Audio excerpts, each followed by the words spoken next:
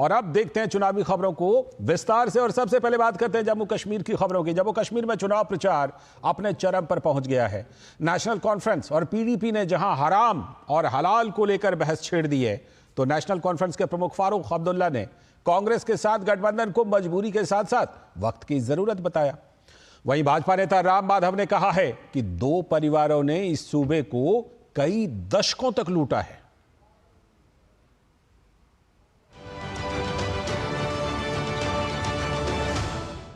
जम्मू कश्मीर में हराम हलाल पर सियासी संग्राम। नेशनल कॉन्फ्रेंस और कांग्रेस के बीच है मजबूरी और जरूरत का गठबंधन। राहुल गांधी ने मिलाया अब्दुल्ला परिवार के सुर में सुर। राहुल गांधी का वादा, वापस दिलाएंगे जम्मू कश्मीर को राज्य का दर्जा। भाजपा ने कहा जम्मू कश्मीर को नेशनल कॉन्फ्रेंस और पीडीपी के खानदानी राज से कराया आजाद।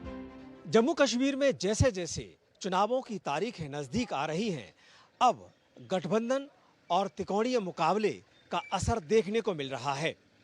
एक तरफ जहां फारूक अब्दुल्ला कह रहे हैं कि गठबंधन उनके लिए अब जरूरी है, ना कि मजबूरी, वहीं दूसरी ओर राहुल गांधी कह रहे हैं कि राज्य का दर्जा दिया जाना जरूरी है। जम्मू कश्मीर में पहले चरण के चुनाव को कुछ ही दिन शेष है, लेकिन इससे पहले ही नेशनल कॉन्फ्रेंस और कांग्रेस के गठबंधन पर सवाल उठने शुरू हो गए हैं। ये सवाल किसी और ने नहीं बल्कि खुद दोनों पार्टियों ने उठाए हैं। नेशनल कॉन्फ्रेंस के अध्यक्ष फारूक अब्दुल्ला ने कहा कि गठबंधन रियासत को बचाने की मजबूरी में किया गया है और ये जरूरत का गठबंधन है। कहते हैं ये अलायंस एनसी की मजबूरी है। एक मजबूरी नहीं है, जरूरत है। हमने सबको लेकर चलना है। मैं महबूबा जी को कोई जवाब नहीं दूंगा। वो जो कुछ भी बोलती हैं उनका कोई पता नहीं लगता वो क्या बोलती। जम्मू कश्मीर विधानसभा चुनाव को लेकर कांग्रेस ने अपनी प्रचार की शुरुआत कर दी है। राहुल गांधी ने आज रामबन में एक रैली को संबोधित करते हुए नेशनल कॉन्फ्रेंस के सुर में सुर मिलाते हुए बड़ा वादा करते हुए कहा कि वो जम्मू कश्मीर को फिर से राज्य का दर्जा वापस दिलाकर रहेंगे। हमारा पहला कदम जम्मू कश्मीर को स्टेटहुड वापस देने का होगा। हम चाहते थे कि चुनाव से पहले आपको स्टेटहुड मिले और स्टेट बनने के बाद चुनाव हो। वही पीडीपी प्रमुख महबूबा मुफ्ती ने कहा कि जब नेशनल कॉन्फ्रेंस सत्ता में आती है तो चुनाव हलाल हो जाते हैं और जब वो सत्ता खो देती है तो चुनाव हराम हो जाते हैं। वो जम्मू कश्मीर को अपनी जागीर मानते हैं। ये नेशनल कॉन्फ्रेंस सिर्फ अपने मफाद के लिए सरकार बनाना चाहती है। जब सरकार बनती है कहते हैं हिंदुस्तान जिंदाबाद, इलेक्शन हलाल है। जब सरकार नहीं बनती है तो कहते हैं इलेक्शन हराम है, जो इन्होंने 22 साल यहाँ राष्ट्रमारी चलाई। जम्मू कश्मीर विधानसभा चुनाव के लिए भाजपा चुनाव प्रभारी राम माधव ने श्रीनगर में नेशनल कॉन्फ्रेंस और पीडीपी पर जमकर निशाना साधा और कहा कि हमने जम्मू कश्मीर को नेशनल कॉन्फ्रेंस और पीडीपी के खानदानी राज से आजाद कराया है। उन्होंने कहा कि हमें पूरा भरोसा है कि जिनकी वजह से जम्मू और घाटी के लोग पिछले 34 सालों से बहुत बड़ी त्रासदी झेल रहे हैं, उनसे इस चुनाव में मुक्ति मिलेगी। हमें पूरा विश्वास है कि जिनके कारण या जिन परिवारों के कारण 30-40 इयर्स तक वैली के लोग, जम्मू के लोग बहुत बड़ी त्रासदी से गुजरते रहे हैं, उन परिवारों की छुट्टी होगी। शांति चाहने वाले, आतंकवाद का समर्थन बिल्कुल नहीं करने वाले, विकास चाहने वाले, ऐसे नए लोग, नए पार्टियां, नए लीडर्स कश्मीर घाटी में भी उभरेंगे। जम्मू कश्मीर विधानसभा चुनाव के मतदान के दिन जैसे जैसे नजदीक आ रहे हैं, नेताओं का एक दूसरे पर जुबानी हमला तेज हो गया है। लेकिन इस बीच सकारात्मक पहलू ये है कि सभी वैचारिक धड़े भारतीय लोकतंत्र में अपना भरोसा जता रहे हैं। जम्मू कश्मीर में जैसे जैसे चुनावी घमासान आगे बढ़ रहा है, वैसे वैसे जबानी जंग भी शुरू हो गई है। आपस में नेता एक दूसरे पर तीखे बयान देते हुए कह रहे हैं कि कोई हलाल है तो कोई हराम है। ऐसे में देखना ये होगा कि आने वाले दिनों में ये जुबानी जंग और ज़्यादा तेज होती है या फिर चुनावी मुद्दे धीरे धीरे आगे बढ़ते हैं। कैमरामैन अनिकेत के साथ ऋषि कुमार, डीडी न्यूज़, श्रीनगर।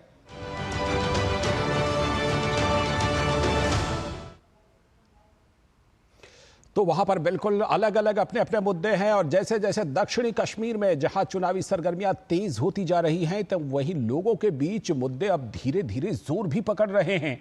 ऐसे ही मुद्दों की दक्षिणी कश्मीर में पड़ताल की हमारे संवाददाता ऋषि कुमार ने।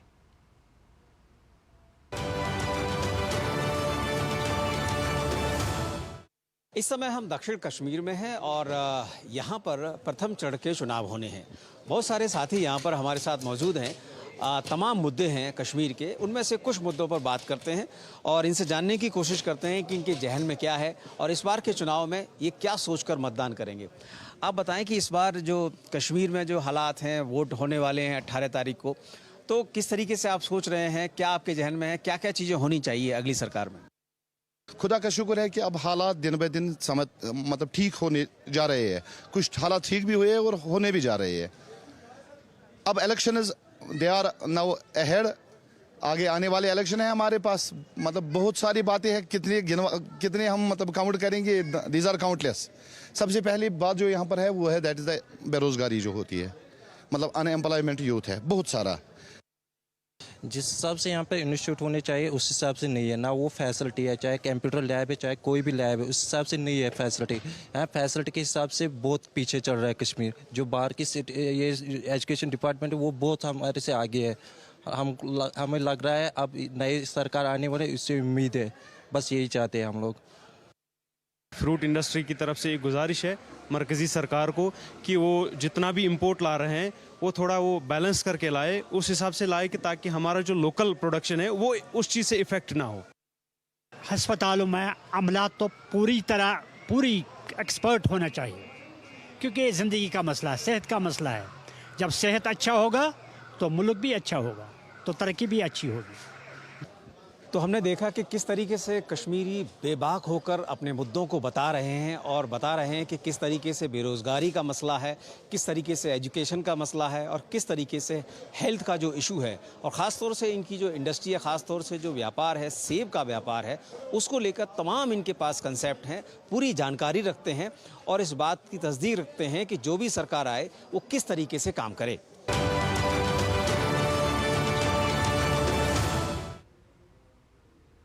तो जम्मू कश्मीर में जो चुनाव की हलचल है वो किस तरह से है, आवाम में किस तरह है और नेता वहां पर किस तरह से क्या कुछ कर रहे हैं। ऋषि कुमार हमारे संवाददाता लगातार वहां बने हुए हैं और वहां से अपनी रिपोर्ट भी भेजते हैं। सीधे ऋषि कुमार से ही जुड़ते हैं जो ग्राउंड जीरो पर इस समय हमारे साथ जुड़ चुके हैं। ऋषि, अगर थोड़ा सा पीछे जाए तो लोकसभा चुनाव की 2 हाईलाइट थी। हाईलाइट नंबर 1 कि रिकॉर्ड तोड़ मतदान हुआ था और लोगों ने जमहूरियत में भरोसा जताया था, और दूसरी हाईलाइट ये थी कि दोनों बड़े नेता चुनाव हार गए थे, जो वहां की क्षेत्रीय दलों के नेता उमर अब्दुल्ला भी और महबूबा मुफ्ती भी। और अब जाकर के जब राम माधव वहां ये कह रहे हैं कि दोनों परिवारों ने लूटा है, तो जाहिर सी बात है कि इन दोनों नेताओं के पास इस चुनाव में अपने साख को बचाने की सबसे बड़ी चुनौती है।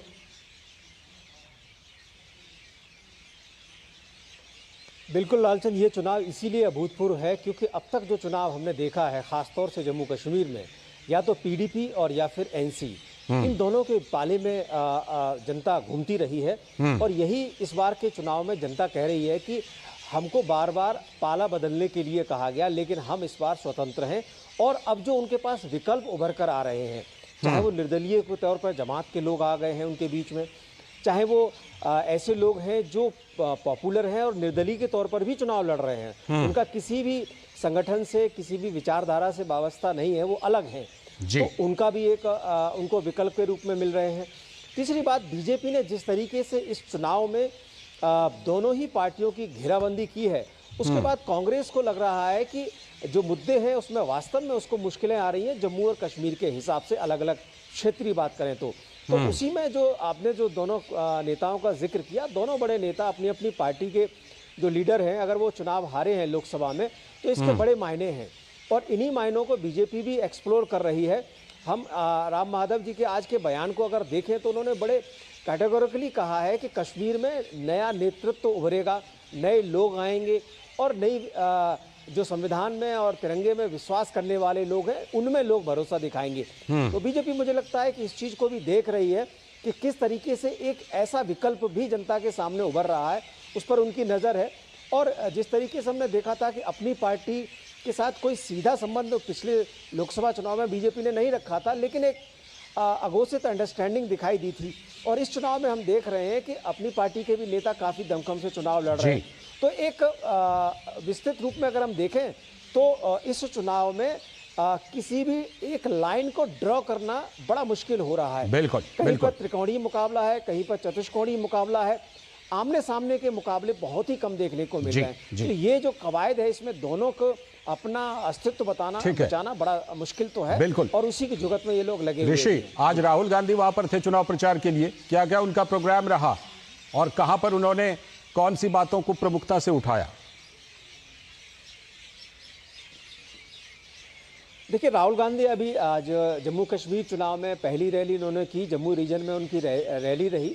और इस रामबन के इलाके में जब रैली के दौरान उन्होंने मुद्दे रखे और उन मुद्दों में जो सबसे बड़ी बात है मुझे लगता है जो राहुल गांधी खासतौर से जम्मू के इलाके में चीज़ों को जो हिट करने की कोशिश कर रहे हैं, उन्होंने राज्य के दर्जे का किया। क्योंकि राज्य के दर्जे को लेकर जम्मू के लोग भी चाहते हैं कि राज्य का दर्जा मिले, कश्मीर के लोग भी चाहते हैं कि राज्य का दर्जा मिले।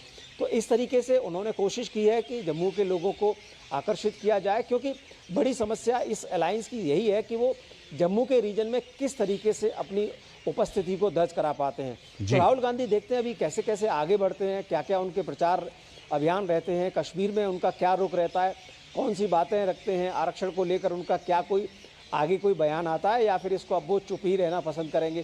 तो ये जो तमाम चीज़ें हैं अभी देखने वाली है। लेकिन हाँ, कांग्रेस ने अपनी शुरुआत कर दी है और अलायंस को लेकर अब एक चीज़ और क्लियर हो रही है लालचंद कि पीडीपी और एनसी कांग्रेस के बीच में जिस तरीके से पीडीपी ने कोशिश की थी कि हम आपके साथ आ सकते हैं मुद्दों को लेकर और कुछ समर्थन हो सकता है, तो मुझे लगता है अब फाइट की स्थिति है। क्योंकि पीडीपी को समझ में आ गया है कि लोकसभा में उनके हाथ कुछ नहीं लगा, कम से कम एनसी ने 2 सीटें तो हासिल कर ली और ऐसे में उन्हें लग रहा है कि अब खुलकर जो है जो अलायंस है उसका विरोध किया जाए। तो मुझे लगता है कि अब मुकाबला और ज़्यादा दिलचस्प होगा और पीडीपी के रुख के बाद भी परिस्थितियों में क्या बदलाव होता है ये धीरे धीरे पता चलेगा। जी, जब राहुल गांधी वहां पर पहुंचे ऋषि, तो जाहिर सी बात है कि उनसे सबसे ज्यादा सवाल तो इस चीज को लेकर मीडिया भी कर रही होगी, लोग भी जानना चाह रहे होंगे कि उनका रुख क्या है 370 और 35A पर।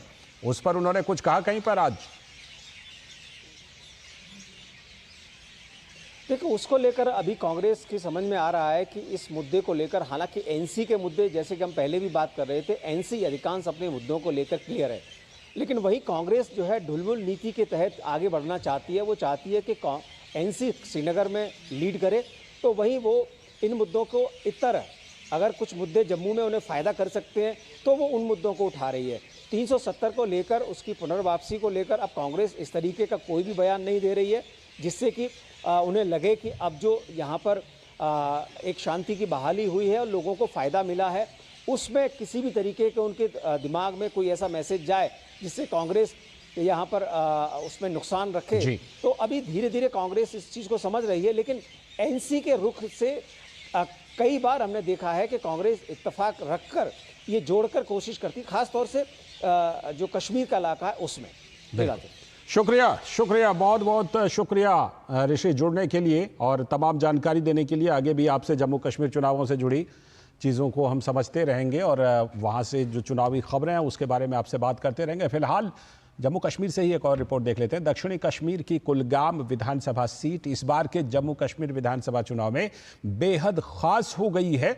वैसे तो 1996 से लेकर 2014 तक सीपीएम के उम्मीदवार सीपीआईएम से मोहम्मद यूसुफ तारिगामी यहां से जीत दर्ज करते रहे और इस बार 5वीं बार फिर से चुनावी मैदान में है। लेकिन निर्दलीय उम्मीदवार जो कि जमात के समर्थक हैं, उनकी वजह से इस बार का यह मुकाबला बेहद दिलचस्प हो गया है।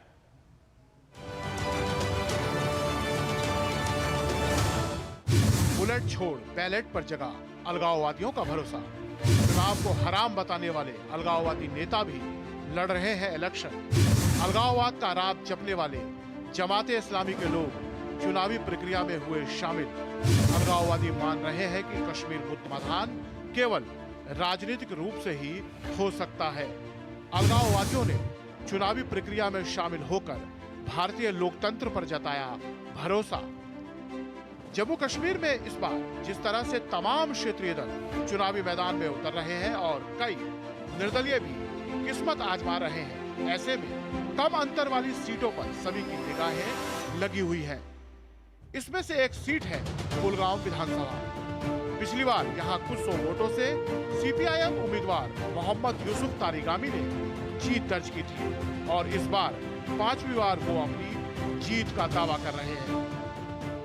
2008 में भी अलायंस नहीं था, 2002 में भी अलायंस नहीं था, तब भी जीता हमने। और आज अलायंस में हैं, तो अलायंस का एक बड़ा मकसद है, इसीलिए सीपीएम शामिल है। वो बड़ा मकसद ये है कि हमारी असेंबली बने। पिछली बार तारिगामी को कड़ी टक्कर देने वाले पीडीपी नेता नजीर अहमद लावे इस बार पीपुल्स कॉन्फ्रेंस की ओर से चुनावी मैदान में हैं, जबकि पीडीपी ने इस बार अमीन डार पर भरोसा जताया है। बेसिकली मैं ग्राउंड का आदमी हूँ, मेरे खानदानी काम है ये। हम पहले से ही जब मैं पैदा हुआ था तब तक हमारे वाले साहब इलेक्शन लड़ रहे थे, तो लिहाजा हमारा एक काम है, हम जीतने या मिनिस्टर बनने के या एमपी बनने के लिए नहीं लड़ते हैं। हम यहाँ के लोगों को रिप्रेजेंटेशन करते हैं। मेरी फैमिली जो है, हम रिप्रेजेंटेटिव है लोगों के, हम लोगों के मसले उजागर करते हैं। We rely on the support of people. शायद अलायंस बनेंगे, नीचे लोग मानेंगे, अलायंस नहीं मानेंगे, वो भी this a big question mark. तो वी एक्सपेक्ट, हमें जहाँ भी जा रहे हैं लोगों का बड़ा अच्छा रिस्पांस मिल रहा है एंड आई एम श्योर एक अच्छी फाइट होगी and we are expecting to. 1987 तक कुलगाम जमाते इस्लामी का गढ़ रहा है और उसके उम्मीदवार यहाँ से जीत दर्ज करते रहे हैं, लेकिन बाद में जमात ने चुनाव में हिस्सा लेना बंद कर दिया और अलगाववाद का रास्ता अपना लिया। इन चुनावों में जमात भारत के संविधान के तहत चुनावी प्रक्रिया में भाग ले रहा है, परंतु उस पर प्रतिबंध होने की वजह से उनके उम्मीदवार निर्दलीय उम्मीदवार के तौर पर चुनावी मैदान में हैं। जमात ने कभी बाइकआउट की ना बात की है, ना इसका कभी कोई इस हवाले से कभी कोई स्लोगन नहीं दिया है।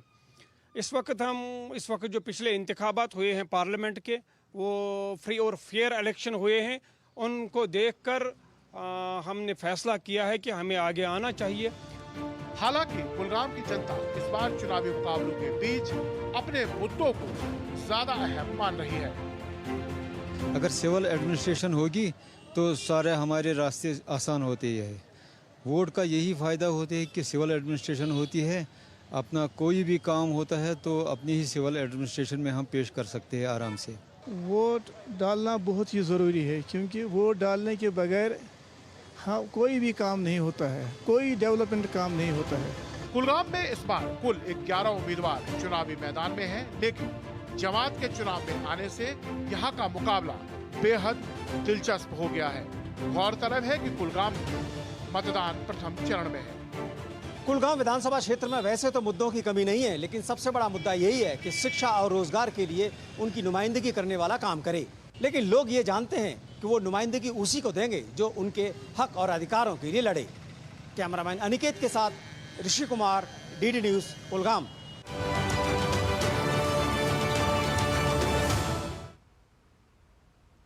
ये तो बात हुई घाटी की, लेकिन जम्मू के लोगों के मन में क्या है? विधानसभा चुनाव को लेकर यहां जम्मू के युवाओं में भी खासा उत्साह है। बीते सालों में स्वास्थ्य, शिक्षा, सड़क और पर्यटन क्षेत्र में हुए विकास कार्यों से युवाओं के दिल में खुशी है।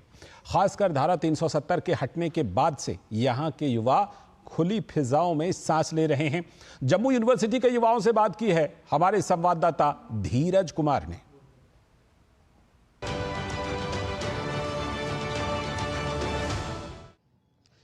जम्मू एवं कश्मीर में चुनाव की घोषणा हो गई है।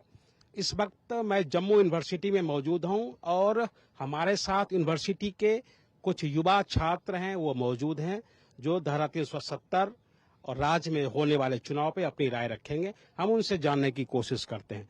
सर, धारा 370 और 35A की वजह से हमें लगता है कि कई तरह की डेवलपमेंट्स जो हैं वो नहीं हो पा रही थी। अगर हम एम्प्लॉयमेंट की बात करें तो वाइस प्रेसिडेंट खुद आए थे जम्मू में और उन्होंने यहाँ पर आकर जॉब लेटर्स जो हैं, अपॉइंटमेंट लेटर्स जो हैं वो बांटे हैं। क्रिकेट मैचेस यहाँ पर हुए हैं। कश्मीर की अगर मैं बात करूं, कश्मीर का लाल चौक जहाँ पे लोग तिरंगा फहराने तक से डरते थे, वहां से 15 अगस्त पे लोगों के नाचने गाने की वीडियोस वायरल होती हैं। फिर इस बात तो अब तो जन्माष्टमी पे भी देखा गया कि लोग वहाँ पे जन्माष्टमी सेलिब्रेट कर रहे हैं, नाच रहे हैं, गा रहे हैं।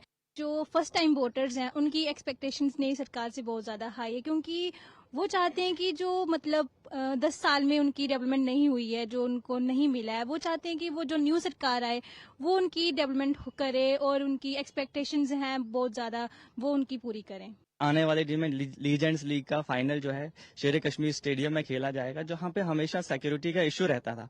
और दूसरी बात ये कि रोड कनेक्टिविटी को लेके जो एक रामबन बनीहाल या चनैनी का जो एक स्ट्रेच था, उस एक सपना रह गया था लोगों का, लेकिन वो स्ट्रेच अब इतनी खूबसूरत बन गई है, उसमें इतने अच्छे अच्छे टनल्स बन गए हैं, फ्लाईओवर्स हुए हैं, ब्रिज ओवर्स हुए हैं। ऐसे प्रोजेक्ट लाए गए जिनके अंदर ग्रीनरी है, सफाई का खास ख्याल रखा जाता है। अब तो स्मार्ट सिटी जब से यहाँ पे ई बसेज लॉन्च हो गई है तो उसमें महिला सिक्योरिटी बहुत टाइट है, क्योंकि गाड़ी में कैमरास लगे हुए, कोई भी मतलब ऐसा गलत काम जो है नहीं हो पा रहा। 370 के बाद जो टूरिस्ट को एक फोस्टरिंग मतलब बढ़ावा मिला है, वो भी बहुत ज्यादा मिला है कि हर एक टूरिस्ट को एक अच्छी साइट बनाने का काम किया है और बहुत सारे रोड कनेक्टिविटी पे भी काम किया हुआ है। ये थे हमारे साथ जम्मू यूनिवर्सिटी के छात्र जिन्होंने अपनी राय रखी और जिन्होंने साफ तौर पे बताया कि धारा 370 के हटने के बाद यहाँ के लोगों ने चाहे रोड के क्षेत्र में हो या स्मार्ट सिटी के क्षेत्र में हो या स्वास्थ्य के क्षेत्र में हो, शिक्षा के क्षेत्र में हो, काफी बदलाव देखा है। कैमरामैन राधे कृष्णा के साथ धीरज कुमार, डीडी न्यूज, जम्मू।